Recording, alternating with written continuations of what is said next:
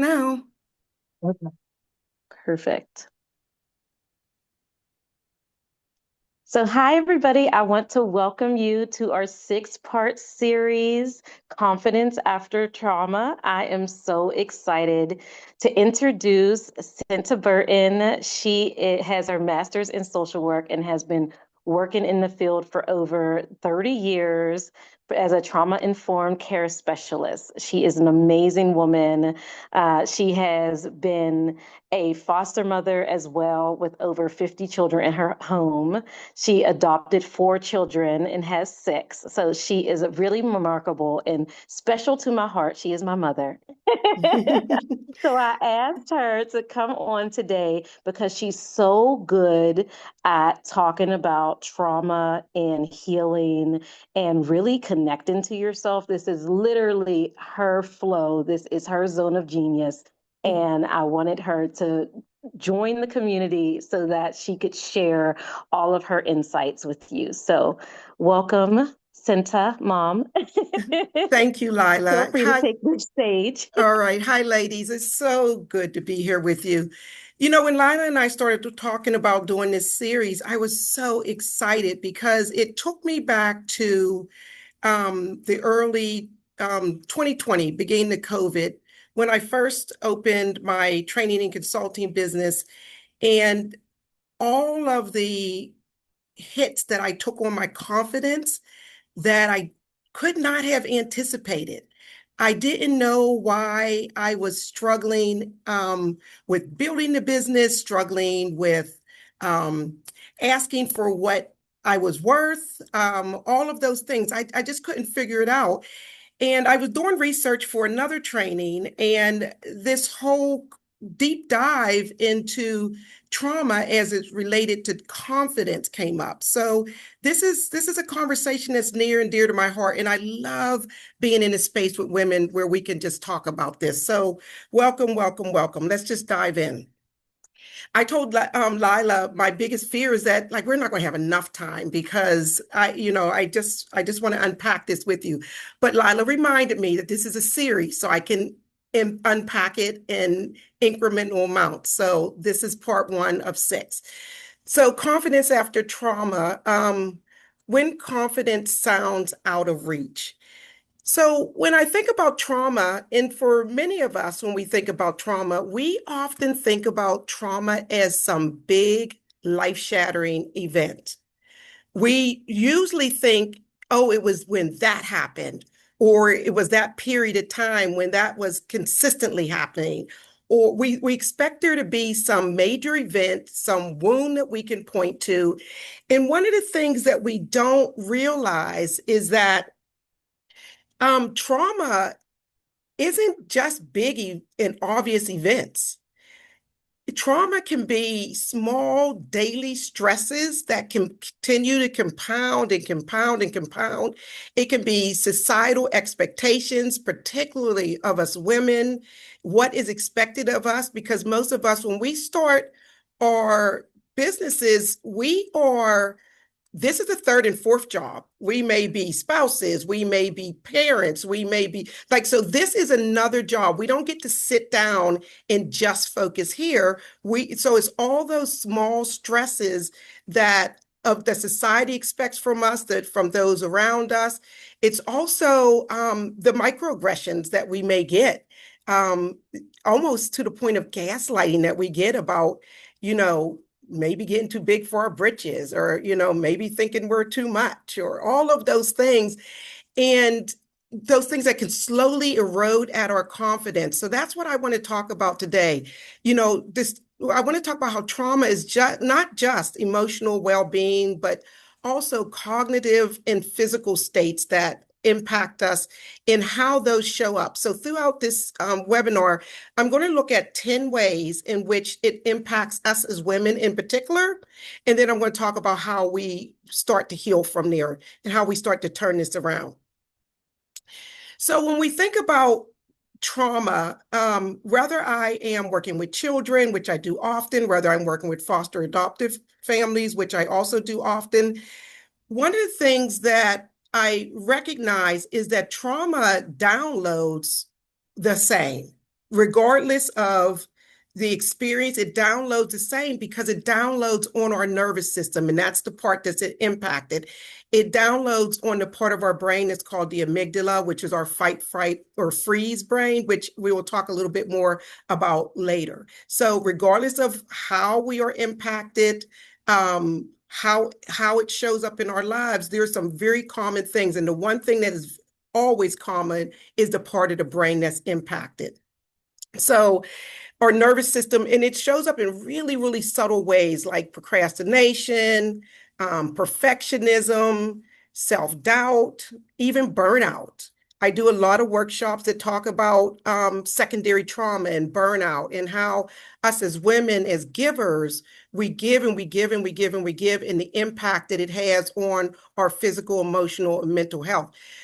For this webinar, I'm going to focus more on how it impacts us in our business, in our ability, or the things that interfere with us growing our business or feeling confident in growing our business.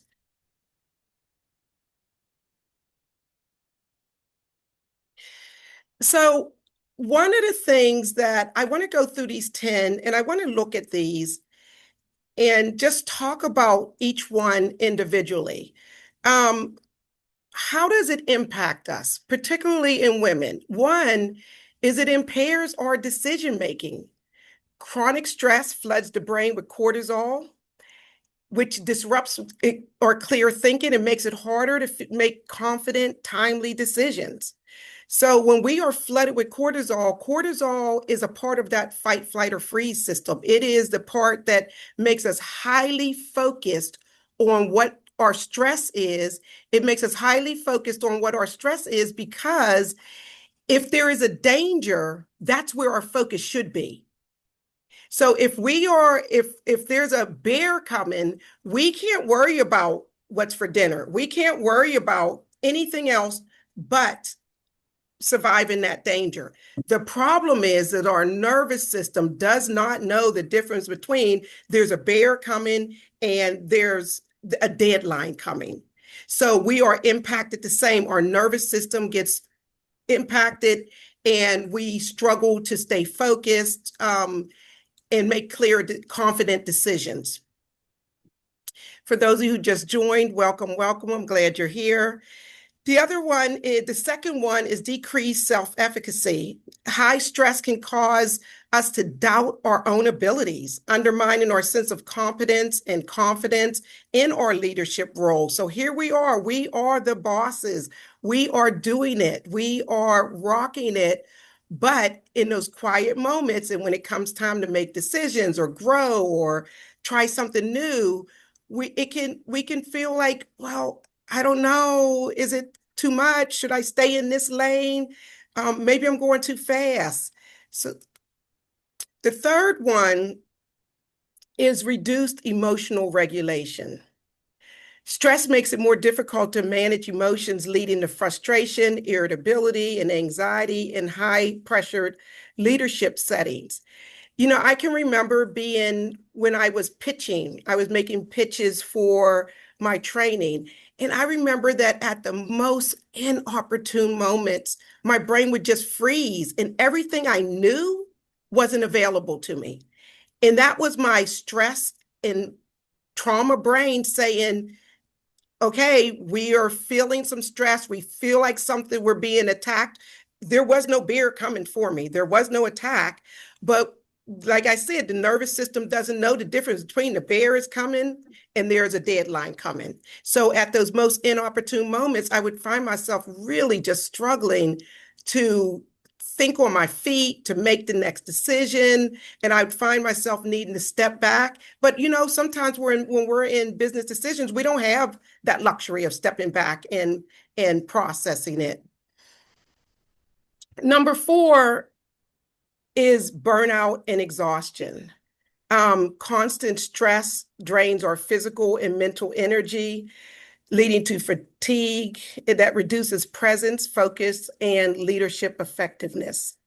So when we are overwhelmed and things are coming to us from so many different directions, sometimes we just don't have the capacity Sometimes we just don't have the capacity. And I think of it as this balancing of the demands that we have and the capacity we have at that time. And so we may have someone may be asking just this much of us, just a little from us right now. But if our capacity is flooded, that little demand can be too much. And I'm sure some of you have experienced that where you're saying, well, I got this thing I need to do. It's not a big deal, but I just cannot get myself together. I cannot pull the energy. I do not have the focus to just do that one thing. So remember that whole concept of capacity versus demand. The demand, it doesn't matter how small the demand is. It doesn't matter how big the demand is. What matters is whether or not we have the capacity at that time to meet the demand. And then number 5 is impaired communication. Stress can make it harder to listen, to articulate ideas clearly, or respond calmly, which is essential for confident leaders. Now, I can speak to this one also, and I cannot wait until we all get to the end of this in the Q&A because I want to talk to you about this.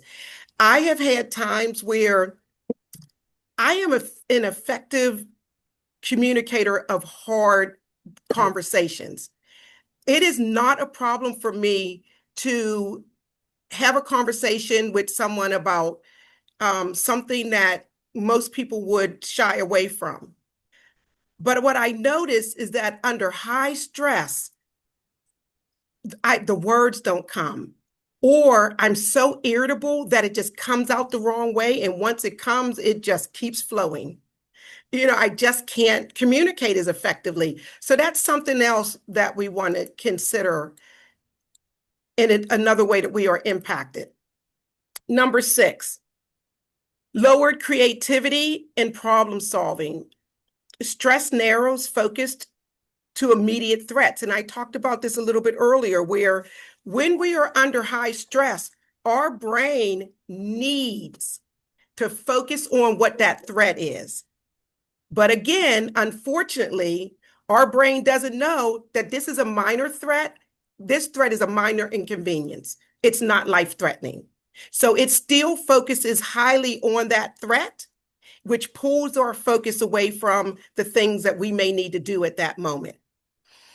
I fancy myself, and when you're good at something, ladies, I want you to claim it. One of the things I claim is that I am a pretty creative problem solver. I am a social worker. I've been a social worker for 30 years, and I can always look at a situation, go into that situation, and creatively think of, how do I assist this client? How do I empower this client? How do I work with the court systems or the penal system? How can I creatively get us through this in a way that is effective and impactful and respectful to all the humans involved? But when I am stressed, I've got nothing. I can't problem solve. I don't have ideas. And because in my work, I was always known as a creative problem solver, I would see people look to me for creativity, and I just did not have it. This is one of the ways that I saw myself being impacted. I just couldn't generate fresh solutions at that time. Another one is physical health symptoms. This is the headaches, the staying up at night, the muscle tensions that's caused by stress that pours out into our professional life. Lila, of course, knows me well, and sometimes before I'm doing a training, she knows I don't sleep at night, and I train all the time. I am confident in my ability to train. I am confident in my ability to create trainings, and it still keeps me up at night. My nervous system worries about whether or not I have the capacity to meet the demand of that training every single time. think of it as, when we're going in this direction and we start getting headaches, we start getting tummy issues, we start not sleeping, it's our body's way of sending these little signals that says, go that way. You need to slow down or turn around and go that way. And often as women, what we do is we just keep plowing in the direction of our goal. We just keep going and going and going. And if any of you have experienced, sometimes our body will say, okay, you're not listening. Let me sit you down. Let me just sit you down because you're not listening. I keep giving you little hints. That was the headache. That was the stomach ache. That was the increased appetite, the decreased appetite. That was the insomnia. All those were the hints. And you're still going this way. I'm going to sit you down or I'm going to turn you around. My sitting you down may be my way of saying, I'm going to force you to rest so that you have what you need for this journey. What I am hoping for us is that we pay attention to that before our system sets us down. Number 8 is increased criticism, self-criticism. Under stress, women may engage in high self-judgment, which erodes their confidence and prompts them to second-guess their leadership choices. When I was creating this list, the first place I started was from my own experience because I could relate to so many of these, if not every single one of them. I could relate to them. So I could remember the talks that I would have. I would think to myself, Cinta, you would never tell a friend the things that you're telling yourself right now. If your friend was trying to start a new business and was stuck, you would be their cheerleader. You would be the one that they would call for support and cheer and non-judgment. You would never talk to your friends or a stranger that in the way that I had conversations with myself about me. We have to be very careful of the story we're telling ourselves. Another one is strained relationships. Stress can cause impatience or withdrawal, weakening the trust in the rapport that we have with our colleagues and team members. During COVID, when I started my business right before COVID, and then I got hit with COVID, and I had invested so much in it, and I was trying to creatively think, how do I make it through COVID and remain standing in my business? And I hired support staff, and I realized that through their lens, they were almost working with two different people because there was the kind and compassionate and centered Cinta, and then there was the stressed, abrupt, irritable Cinta. And I couldn't help but reflect on how unfair it was to them that my stress showed up that way when they were in such a vulnerable position. And when I say vulnerable position, I had staff who were desperate and very appreciative to have work during COVID. And so I didn't want people walking on eggshells around me. I didn't want to be that person. I didn't want to strain the relationships. And then last but not least in this list is reduced risk-taking.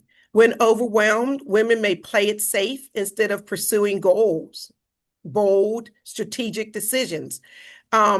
This limits their growth opportunities and it also projects less confidence. There was a time when I was negotiating my salary when I started doing training. And I started out by almost like, it wasn't begging, but it was pretty close. It was like I had no confidence in what I was asking for myself and for my efforts and for my work. So a part of my work had to be me saying, Cinta, they called you because they want you to deliver this. You can deliver this. You do this and you do this well. You are worth every dime that you are asking for. So stop fumbling over the ask. State your worth and keep it moving. But that was a work in progress. So, ladies, I want to go back for a second, and because I want to hold a conversation about these. Matter of fact, I'll come back to the slide when we get to the Q&A, because I want to know which one of these resonated with you. So we'll come back to this slide. So how do we move forward? How do we not look back at what we did, what we wish we did, or, oh, I do that all the time? That's water under the bridge. How do we practice trauma-informed leadership? What does that look like? So the first thing I want to talk about is the power of reframing. Reframing, when we do this work, one of the things that we got to remember is that this work that we do, who we are becoming, who we are growing into, is not about becoming someone that you're not.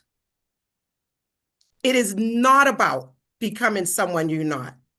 You may see role models and you're like, I want to have her sense of humor up there on the stage. I want to have her hustle. I want to have her energy at the end of the day. This is not about becoming someone you're not.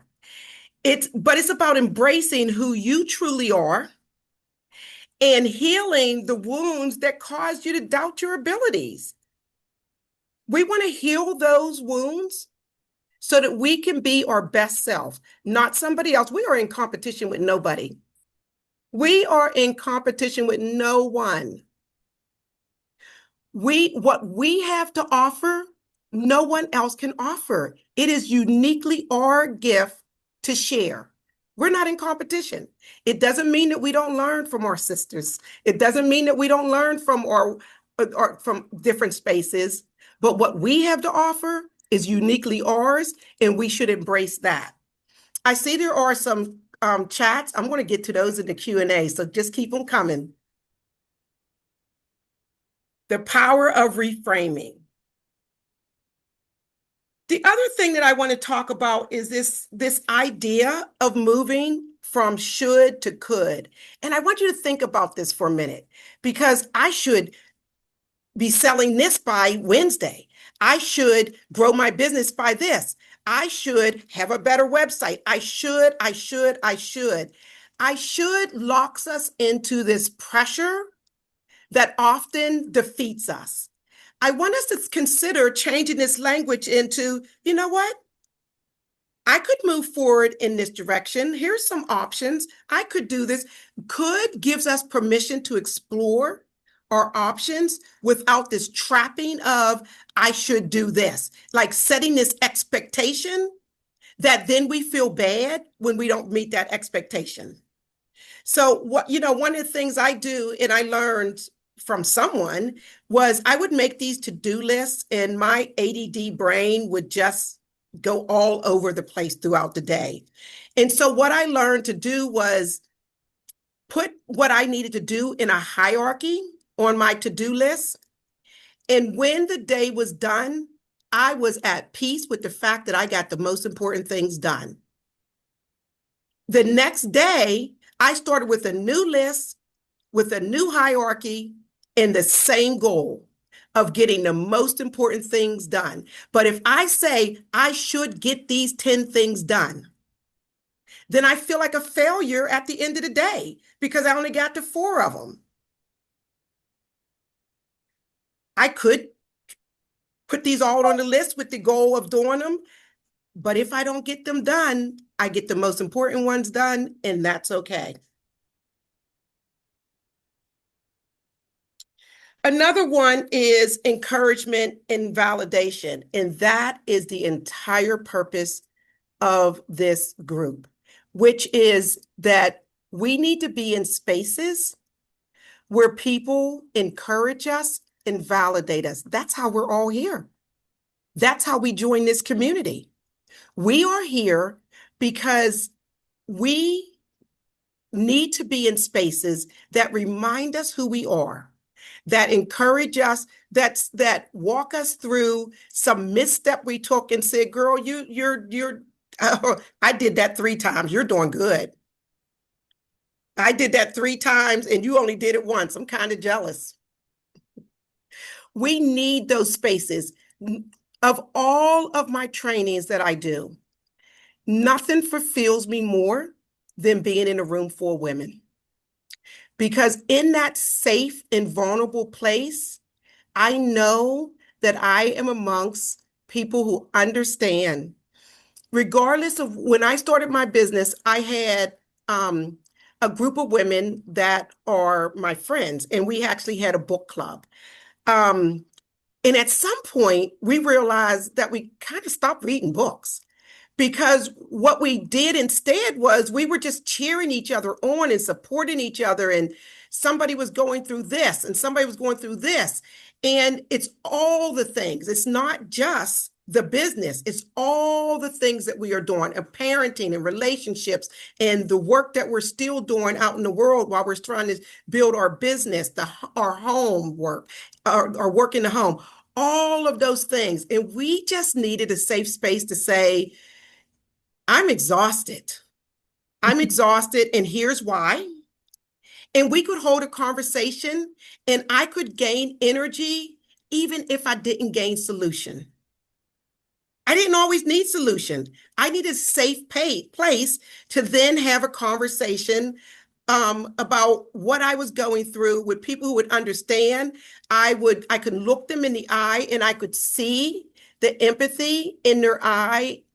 I could hear from them the stories that reminded me that I was not alone.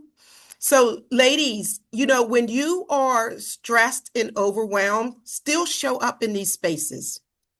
When there are community meetings, show up because it will fuel you. Sometimes I would think if I don't have the capacity, I don't have the capacity to do one more thing. But when I show up, I always leave better off than I came. So I really, really encourage you women to create more spaces, show up in this space, know who your people are, who you can go to for support, because you can go to one friend and they're always going to be a naysayer. That's not who you need when you're stressing. You can go to this one who's going to be strength-based, hopeful. This is the one who's going to leave you thinking that I can do this. That's the one that you want on your team. And finally, I want us to have self-compassion, give ourselves grace, give ourselves time. We give everybody else grace. We give everybody else time. We forgive. We walk people through. We support. And I want us to do the same for ourselves. I want us to say, you know what, today, that to-do list that I wrote, yeah, where did I put it? I don't even know where I put it. But that's just today. Tomorrow, I will pick it back up and I will process through that hierarchy of needs. And today, maybe I just needed to rest. And that's okay. And so in that place of rest, don't beat yourself up all day. If you find that you're at max capacity and you need to rest, do not waste that time beating yourself up. Rest. Say, oh, okay, that's a wrap. I'm going to rest. I'm going to pick up the remote. I'm going to have a glass of wine. I'm going to go lock my door and take a nap. Have self-compassion. Have patience with yourself. And finally, I want you to unapologetically dive into self-care. You are not apologizing and you are not asking permission. You are not apologizing for the fact that you chose to sleep in instead of go to that function that you said you were going to go to last week, but this week you don't have the capacity for. You're not apologizing. You're not asking permission. You are unapologetically resting when you need to rest, hanging out with the people who bring you joy when you need joy, taking time alone when you need time alone, despite the fact that there are four humans in your home that need you. If it's a time you need alone, take that. It will give you what you need to then move forward. Thank you, ladies, so much. I am going to open it up now to conversation. I'd love to talk with you, ladies. What did you think? What resonated with you? I'm going to start with the chat because there were some comments. Oh, somebody, Chelsea, talked about The Body Keeps the Score. Chelsea, I read that book, Vanderkolk. So, Vanderkolk wrote this book on the called The Body Keeps the Score. And it talks about all the ways that our body holds on to the trauma that we experience. If you haven't read it, it is worth the read. Another one that is really good is a book called When the Body Says No by Gabor Mate. He has a whole section in there that talks about cortisol and the impact it has on women. And the fact that 85% of autoimmune diseases are women because we hold so much of the world's weight for in the workplace, in the world, in our communities, in our families, in our intimate relationships. We hold so much of it that it is literally our body attacking itself because we keep plowing this way and we won't listen when it says go that way. So yes, yes, yes, yes. Oh, and you've practiced reframing.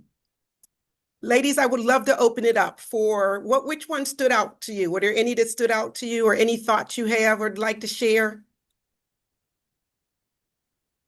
I can't pick one. See, I literally loved every single one. I was just like, yep, that one, yep, that one. I think, the biggest takeaway for me is still community. Yeah. And I think that's something I learned a little bit later is I don't think I was surrounding myself. I was always the people pleaser. I was always the best friend, right? I was always the friend that you could always count on. I was the one who would check in when, someone would disappear. I would, be there for them no matter what was going on. But then I realized, oh, wait, like if I have something, no one shows up. Yep. Yep. No one shows up. And so that was a really big sign for me, especially when I moved to Guam. Yes. When I moved to Guam, it's been about 3 years now. When I moved to Guam, I said to myself, I need a break. There had been so much happening before our move to Guam. And when I got there, I said, you know what? I'm just going to turn off my phone for 5 months and just not do anything. I just need quiet. But what happened was I took that quiet, but when I turned back on my phone, there was a strong lack of people who ever saw that I was gone. Yeah. Yeah. There was, and I was just thinking, oh my goodness, all those people that I reached out to, because, of course, being the caring friend, I've messaged everybody, hey, I'm going to take a break for a little bit, I'm going to, but no one checked in. No one checked in. No one said, hey, what's going on? How are you doing? Everyone knew I was having a really rough time. But I just realized, like, I don't actually have friends. I have people I'm caretaking for. Yes. Yes. Like, I have people who are using my energy, but not giving any to me. Yes, absolutely. Lila, one of the things that you started with was you mentioned people pleasing. And that's exactly what we're going to talk about in next month's webinar, because I do a quarterly training on a full training on boundaries, because what I see is that so many of us struggle with it. What is a boundary and where do I set it? And, but I'm so used to everybody's used to, I can't change now because I've been doing it for so long. And so that pleasing, we have to take a look at it because it depletes us. It literally depletes us. And then when I talk about unapologetically taking care of ourselves, we don't even have the capacity to do that after we've taken care of everybody else. So what we consider self-care is actually just hiding and isolating. We're hiding. We're not taking care of ourselves. We're just checking out because we're so exhausted. And Chelsea, I absolutely agree with you. I love the community piece in all of my spaces at work. Even when I'm in school, I am always seeking community because that has always been what has gotten me through. Other thoughts, ladies? I had something I wanted to share. Go right ahead, Winnie. Yeah, so when you were speaking about leadership, it really showed me, especially when you were talking about the impacts, there's so much to leadership. And if you don't tackle your nervous system, Yes. your stress first, Yeah, all of these things crumble, right? And how absolutely. does that make you a good leader? Mhm. So it's imperative from your talk today that nervous system regulation, making Yes. sure you are regulated and centered and grounded so that you can move through life and tackle all these things because for me, the biggest thing was my health symptoms. It showed Yes. up and I would wait until it screams. Yes. Yes. So Winnie, definitely learned that the hard way. yes, Winnie, you remind me of this quote that I use often. It is, if you do not heal what harmed you, you will bleed onto people who didn't cut you. Mm, And so when we do not heal what's going on with us, we will dump that onto somebody else. All those toxins, all that harm, we are responsible for taking care of ourselves. And that means also taking care of our past trauma, our childhood traumas. That's a whole different conversation. That is our responsibility because it shows up. Sometimes it shows up in us dominating over others because we don't want to be powerless, so we're more powerful. We've got to check that. We've got to look at that and say, okay, but what am I doing here? And why am I doing this? Is that an indicator of strength or is that a defense mechanism for me? So if we don't look at why we're showing up in the way we're showing up, if we are the boss that's screaming and yelling, why are we choosing to communicate that way? If what is going on, it is so true that it's our responsibility to do that work, or we will dump that on people who are undeserving. We will run away people who would love to work with us, believe in what we do, could be a benefit to us. We will run them away. And Yeah. also, we forget to hear, right? So you don't, when there's so much going on in your mind and you aren't taking the time to do your self-care, your mind just kind of keeps going. And sometimes you just miss out on whole opportunities. You don't even hear what someone's actually saying. You can't actually process it properly. And so, you might miss out on an opportunity to actually help someone or an opportunity to work with someone. Mhm. But if you are not in your zone, and not taking care of yourself, then you could miss out on opportunities. I've done that. How many of you have been in the workplace and you just know the name of the person that nobody wants to do a project with? Like you just know, like, nope. Is that the last team member? Can I go solo? Anybody else care to share? Love to hear from you. Yes, I would like to share. Hi, Summer. Hi. What resonated with me is when you were talking about knowing your worth and asking for your worth. Um, in the past with my business that I had before, I do a lot of negotiating and there's a lot of fluctuation within the price of service. And what I've noticed is I always bid lower than other competitors Yes. because I didn't feel like what I was giving was of quality as the other people. Yeah. But then when I would go to other venues and see that, their venues know better than mine. Their customer service is not up to par like mine.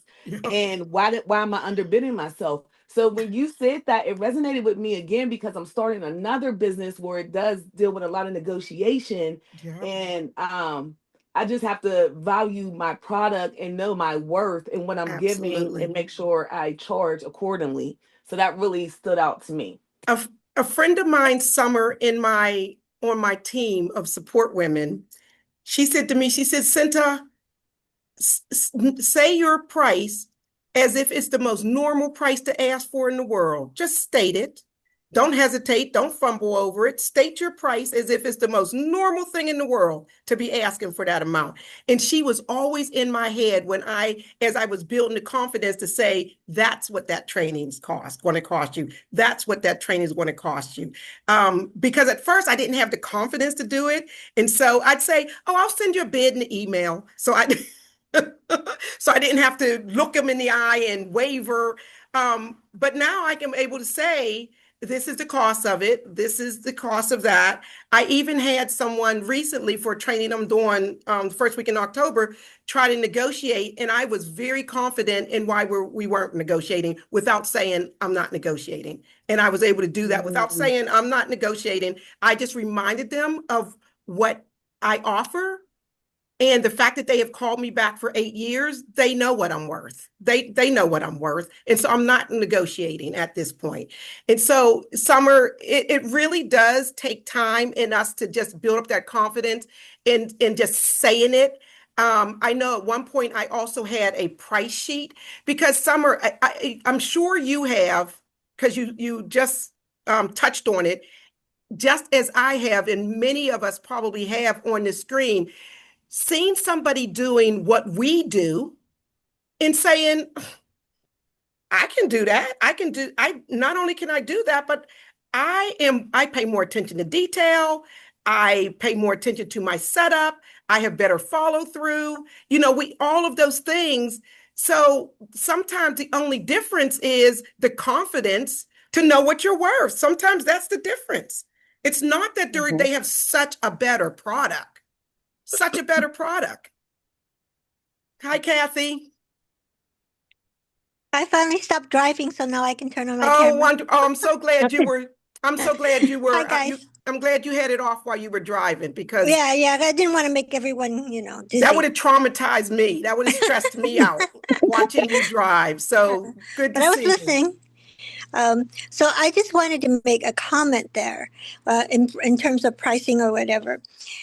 What we say is that price is only important in the absence of value. So if you make clear what the value is, the price doesn't matter. Absolutely. I use that as an example for real estate, especially out here in California. Why would you pay $2-3 million for a fixer-upper? Yeah. You actually think about it, it's ridiculous. But there's that value there. The land itself, you bulldoze this thing down. The land is so valuable. That's why people are willing to pay millions of dollars for a piece of junk. I love that. House, right? Yes. So when you're in business, what you need to do is really punch home my value. What value am I bringing? And then the price doesn't matter. Absolutely. You hear that, Summer? I appreciate that, Kathy. I'm going to download that, and I hope you ladies do too. Wonderful, wonderful. I actually saw a reel yesterday where a coach was saying, why, when you say your price, just stop talking. Yes. Say your price and just smile. And that's it. And just stop talking. And just give them the space to respond. And that was so powerful for me, because we usually overtalk and try to explain or try to add on more what is it, options. So she also said one thing that I actually do. You'll add value, right? You'll say, well, I'll give you this and this and this too. To make it seem like your price is reasonable. But She said, just say your price and Mhm. smile. And smile. And don't try to fill that space. Mhm. Just Yep. know your value, state your price, and smile. That may be Mhm. our big takeaway. Wonderful, wonderful. Any Thank last, you all for coming. yes, any last thoughts before we wrap up here? No, this is great. And Yeah. it's a series. How we It's get this series of 6? Yeah, it's a series. So let me run through the series really quick. I think I have them all printed out right here. Let's see. No, I'm sorry, I don't have them in front of me. I just have the next one. The next one is Boundaries, Breaking Free from People Oh, Pleasing. And oh my, that's on October 19th at the same time. So I don't know okay. what time zone you're in. I'm in California. I think Uh-huh. Kathy, you're in California with I'm me, in, correct? You're in Mhm. California. I'm right So here with you. right. And so in that one, we're looking at how trauma drives people pleasing and why boundaries are the key to healthy confidence. And so I hope to join you. I hope to see you there. I'll be here. So I hope you join me. I will certainly be here. And then we have a total of series of 6, and we're doing one each month. I would love to see you next time. All That's right. it. Yeah, I'll be there. Boundaries is a big thing for me. All right, mark your calendars. October 19th, same time, same login codes. Okay, Looking forward. fantastic. Take care, ladies. Thank you you. so This is so much, valuable. Sarah. All right, bye-bye. Thanks for coming, everyone. Bye-bye. Bye. Thank Bye. you.